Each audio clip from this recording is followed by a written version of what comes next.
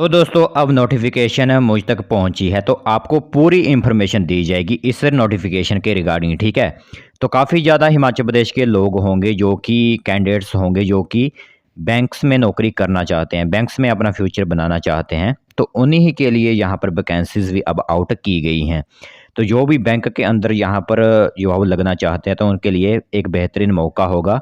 पूरी इन्फॉर्मेशन आप सुन लेना कि किस तरह यहाँ पर अप्लाई करना है, क्योंकि अप्लाई का प्रोसेस यहाँ पर काफ़ी कठिन होता है और कुछ महत्वपूर्ण अपडेट्स भी होते हैं, इंपॉर्टेंट पॉइंट्स होते हैं नोटिफिकेशन के रिगार्डिंग, जो कि लोगों को पता ही नहीं होते। तो आपको पूरी इन्फॉर्मेशन आज की वीडियो में बताई जाएगी। सबसे पहले आपको मैं वैकेंसी बता देता हूँ। हिमाचल प्रदेश, सिर्फ हम स्टेट हिमाचल प्रदेश लेकर चलेंगे। वैसे वैकेंसी जो है वो ऑल इंडिया निकली हुई है, बट हमारा स्टेट जो हिमाचल है, तो हम हिमाचल के लिए ये नोटिफिकेशन बताएंगे पूरी तरह। तो जैसे कि यहाँ पर 5 से 6 या 7 बैंक ऐसे हैं जो कि हिमाचल प्रदेश में हैं और वहीं पर आपकी वैकेंसीज फिलअप हो रही हैं।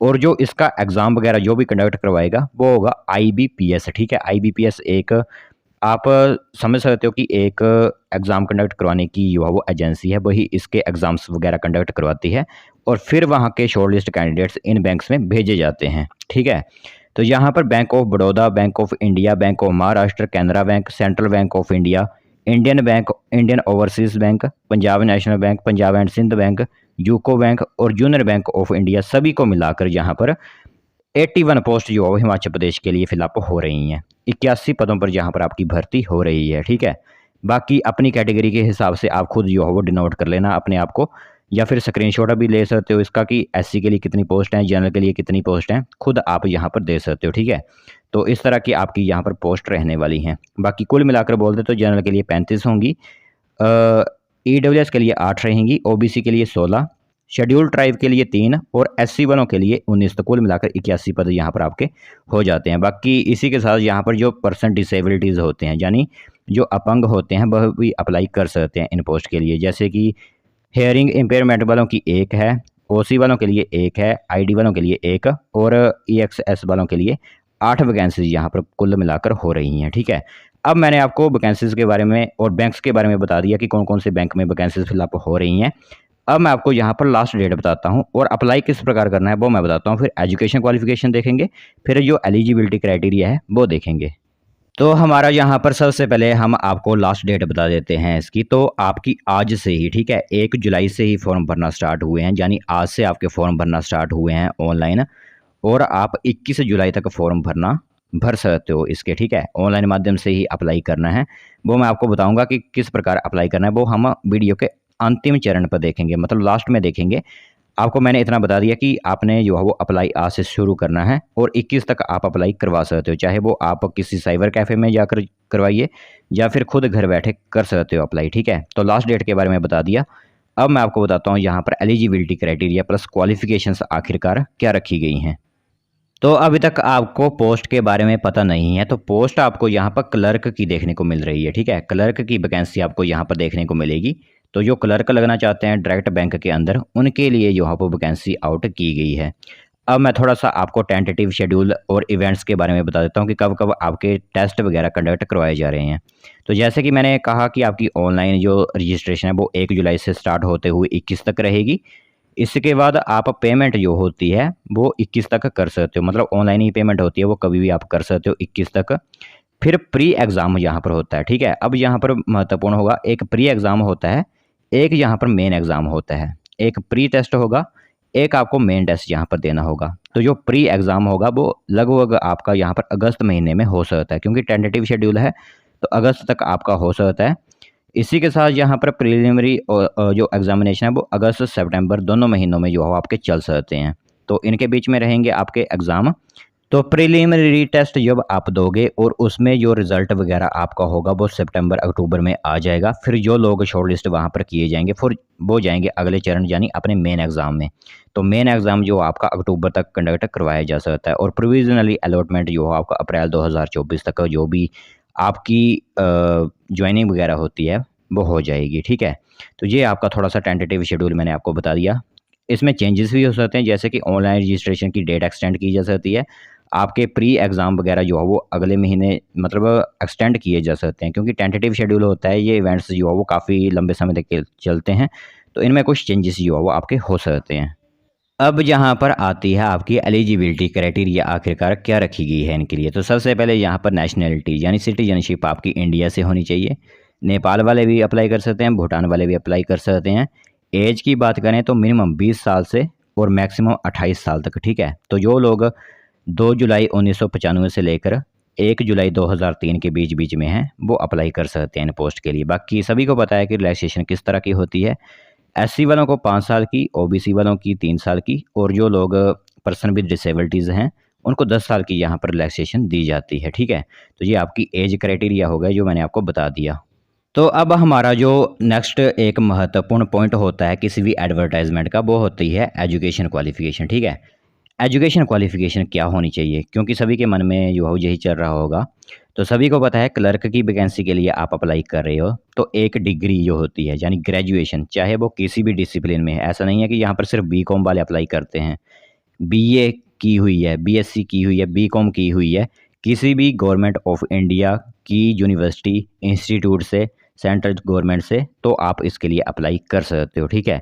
ये एक बात होगी। तो जिन्होंने भी ग्रेजुएशन कर रखी है वो सिंपल अप्लाई कर सकते हैं इन पोस्ट के लिए।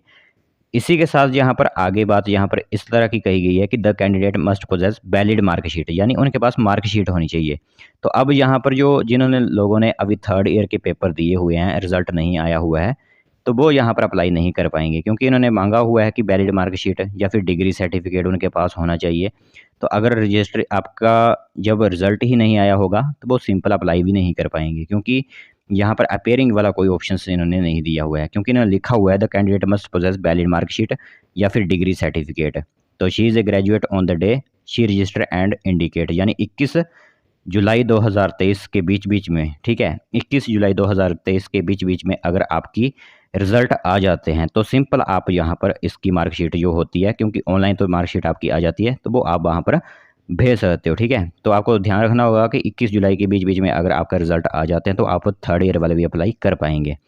फिर बात करें यहाँ पर कंप्यूटर लिटरेसी की, तो कंप्यूटर लिटरेसी इस तरह की है कि operating and working knowledge in computer system is mandatory, यानी कि आपको थोड़ी बहुत जो नॉलेज कंप्यूटर के है वो होनी चाहिए, ठीक है। तो जिन्होंने कॉलेज वगैरह में जो है कंप्यूटर एज ए सब्जेक्ट लिया होता है उनके लिए यहाँ पर जो है वो काफ़ी आसानी होगी। बाकी जिन्होंने नहीं लिया हुआ है तो उनके पास अगर कोई डिप्लोमा वगैरह है, जैसे डीसीए वगैरह किया होता है, तो वो भी अप्लाई कर सकते हैं इन पोस्ट के लिए। ये मैंडेटरी होता है, क्योंकि कंप्यूटर तो आपको चलाना आना ही चाहिए। वहाँ पर क्लर्क के लिए आप अप्लाई करोगे तो वहाँ पर कंप्यूटर पर आपको जो है वो काम करना होगा, इसलिए जो है वो आपको यहाँ पर कंप्यूटर वगैरह की नॉलेज वगैरह होनी चाहिए। अब इन्फॉर्मेशन लगभग जो होती है वो हमने आपको बता ही दी। अब 2-3 बातें जो हो हमारी महत्वपूर्ण बचती हैं, जैसे कि एप्लीकेशन फ़ीस आखिरकार क्या रहने वाली है। तो एप्लीकेशन फ़ीस इस तरह की होगी कि आपकी 175 रुपये, ठीक है। जो भी एससी, एसटी, पीडब्ल्यूवीडी, एक्स सर्विसमैन कैंडिडेट्स हैं उनके लिए 175 रुपया जो है वो एप्लीकेशन फ़ीस रहेगी। जो लोग जनरल, ओबीसी, ईडब्ल्यूएस कैटेगरी से आते हैं उनके लिए 850 रुपया जो है वो रहेगी एप्लीकेशन फ़ीस, इंक्लूसिव जीएसटी भी अलग से देना होगा, ठीक है। तो ये 850 रुपये देने होंगे जनरल, ईडब्ल्यूएस और ओबीसी वालों को, 175 रुपये देने होंगे एससी, एसटी, पीडब्ल्यूबीडी और एक्स सर्विसमैन के लोगों को। अब बात आती है यहाँ पर कि जब लोग आप अप्लाई करोगे तो यहाँ पर स्ट्रक्चर ऑफ एग्जामिनेशन किस तरह रहने वाला है, जो प्रिलिमिनरी टेस्ट देंगे, ठीक है। तो सबसे पहले यहाँ पर उनके लिए 3 सब्जेक्ट रखे गए होते हैं। टोटल नंबर ऑफ क्वेश्चन 100 आते हैं, मतलब 100 क्वेश्चन होगा, 100 नंबर का ही होगा। सबसे पहले इंग्लिश लैंग्वेज जो कि इंग्लिश में ही होगी, उसके लिए 30 क्वेश्चन होंगे, 30 नंबर के होंगे।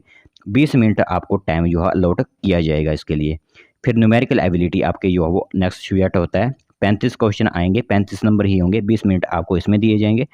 फिर आपकी आती है रीजनिंग एबिलिटी, ठीक है, तर्क शक्ति जिसे कहते हैं। 35 क्वेश्चन होंगे, 35 मिनट आपको यहाँ पर जो है वो 20 मिनट आपको दिए जाएंगे, 35 क्वेश्चन होंगे और 35 ही नंबर होंगे। तो कुल मिलाकर 60 मिनट आपको दिए जाएंगे, 1 घंटे का आपके पास समय होगा, 100 क्वेश्चन वहाँ पर आपको करना होगा, ठीक है। तो ये इन्फॉर्मेशन आ गई।